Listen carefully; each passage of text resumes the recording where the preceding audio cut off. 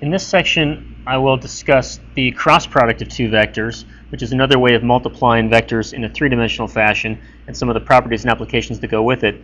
But in order to do a cross product, you have to be able to calculate a determinant, so we better review that. So if we have this determinant 4, 7, negative 6, 10, negative 2, 0, 1, 3, negative 1, one way to do it is to write out the first two columns again, and then you do positive this way, and negative the other. So 4 times negative 2 times negative 1 is 8, plus 7 times 0 times 1 is 0, plus negative 6 times 10 times 3 is negative 180. And then we do the other direction. So we've got diagonal this way, and this way, and we do minus, and then negative 6 times negative 2 times 1 is 12. 4, 0, 3, you get 0, 7, 10, negative 1, you get negative 70. And whatever that comes out to is the value of your determinant. Now, if you don't need to write up those extra two columns, don't bother. Basically, we take this principal diagonal 1, 0, 6 and add those. 2, 4, nothing here, so we skip over to here. 2, 4, 5. That gives us 40. And 3, skip over to here. 3, negative 2, negative 1 is 6. And then minus the other direction. 3, 0, 5 is 0. 2, negative 2, skip over to here, is negative 24. And 1, skip over to here. 1, 4, negative 1 gives us negative 4. And then you simplify that, and you get all the way down to 74 for your determinant. So there's a little review because we're going to need that in order to calculate some cross product. Okay, so here we have the cross product of two vectors. We have our vectors this is an IJK form, in unit vector form. The cross product is calculated in this manner, which is much more simply expressed as a determinant. So if you want to do u cross v, as opposed to u dot v, you have IJK in the first row, the vector u in the second row, vector v in the third row, and you evaluate the determinant. This is done in terms of expansion by minors, which is another way to evaluate a 3x3 determinant. But if you use the diagonal methods that I showed a moment ago, you can evaluate this. One important thing to realize about cross products, one of several, is that the cross product of two vectors is a vector, whereas the dot product of two vectors is a scalar. So out of this, we're going to get a vector.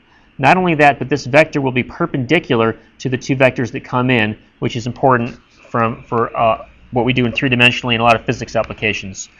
We have this what's called a right-hand rule system, where I cross j is k, j cross k is I. It goes in alphabetical order. Also, cross products, because of the way they're set up, are not commutative. So if you do v cross u, that's the negative of u cross v. So again, with this, what's called this right-hand rule system, I cross j may be k, but j cross I is negative k.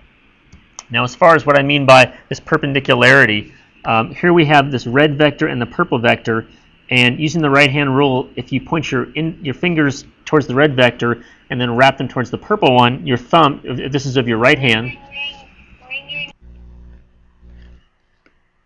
So according to the right-hand rule, you point your fingers in the direction of your right hand, in the direction of the red vector, wrap your fingers towards the purple vector, and your thumb points in the direction of the green vector. So with your right hand, that green vector, that would be a cross product of the red and the purple. And as it goes around here, the red vector is a tangent vector, the purple vector points inside, it's an acceleration vector, and your green vector is the normal of those two. Okay, back over to here, calculating some cross products then. We have 1, 2, 1. We have 3, 1, 2. We want to get these different cross products. And so it's just a matter of evaluating these determinants. Now, you don't have to do it with expansion by minors. You can do it the way I had shown before. But you do diagonals to the right, diagonals to the left, and then you have to add up all the components accordingly and get this component form. So here we have u cross v and v cross u, and note that they are the negative of each other. And a vector cross product with itself is 0. Here's some algebraic properties of the cross product. This is the one I mentioned a moment ago. Also, cross product with itself is 0. For the most part, though, the properties aren't going to be especially useful.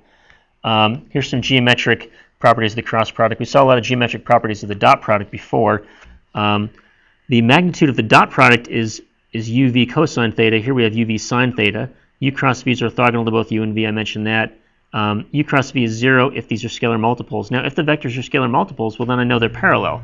So that's one way to test for parallel also for three-dimensional vectors. And then also, the magnitude of u cross v is the area of that parallelogram having these two vectors as adjacent sides. So using the cross product of these two vectors, we set up the determinant, we evaluate it to get to here, and then if we want to get the area of the parallelogram given by that, the magnitude of that is 9. If we want to get a unit vector orthogonal to these two, well, going back to the original problem, unit vector orthogonal to these two, first find a vector orthogonal, which is the dot product, and then a unit vector, divide it by its magnitude, so we get down to here.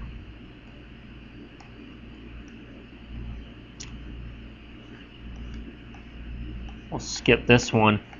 Now, another use is called the triple scalar product, and this is u dot v cross w. The triple scalar product takes three vectors, and imagine they are the adjacent sides of what's called a parallelepiped, which is sort of like a rectangular prism, and you find the volume of that. And so u dot v cross w is just setting up one vector, the next, and evaluate that, determine it, take the absolute value, and you've got yourself a volume. So here we've got these three vectors making this parallelepiped.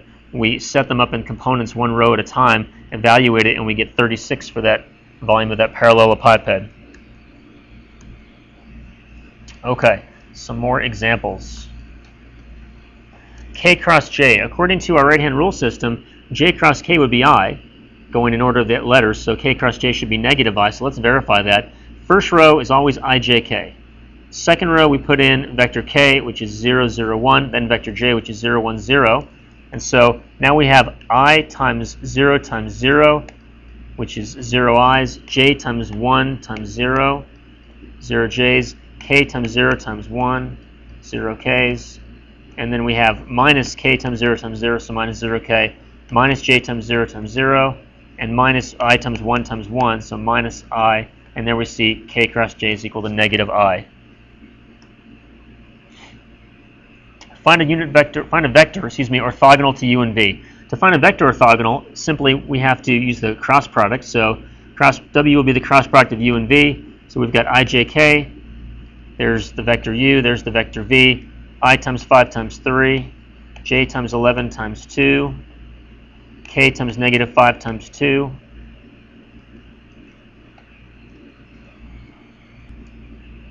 and then we go the other direction, k times 5 times 2, but we subtract this time, so minus 10k, j negative 5, 3, subtracting the negative gives us positive 15j, I 11, 2, subtract 22, I. Gather all the components together. So there's our w vector, where we have 15 and negative 22. For j's, we have 22 and 15. For k's, we have negative 10, negative 10. And now just to verify that it truly is orthogonal to these two, I did dot products, because we know the dot product should be 0 for orthogonal vectors. So u dot v, we do negative 5 times negative 7, 5 times 37, 11 times negative 20, and it ends up at 0, so it's orthogonal. Do the same thing for v dot w, do the dot product, you get 0, so you know it truly is orthogonal. All right, now we're going to find the parallelogram area of two vectors. So we have ijk on the top. The first vector was negative 2, 3, 2. The second vector was 1, 2, 4. And so do the determinant. So here we get all of our components, and we gather them together by component. Now, if we want to find the parallelogram area, we take the absolute value of the magnitude of this.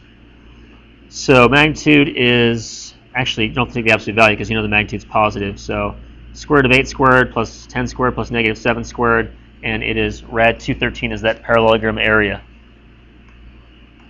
Here we want to find a parallelepiped volume, and so our first vector, it was 1, 1, 3. Next vector, 0, 3, 3. Last vector, 3, 0, 3. So we do the determinant.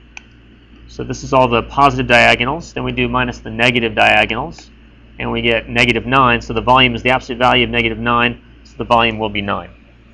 The parallelepiped given by these three vectors. That's the triple scalar product.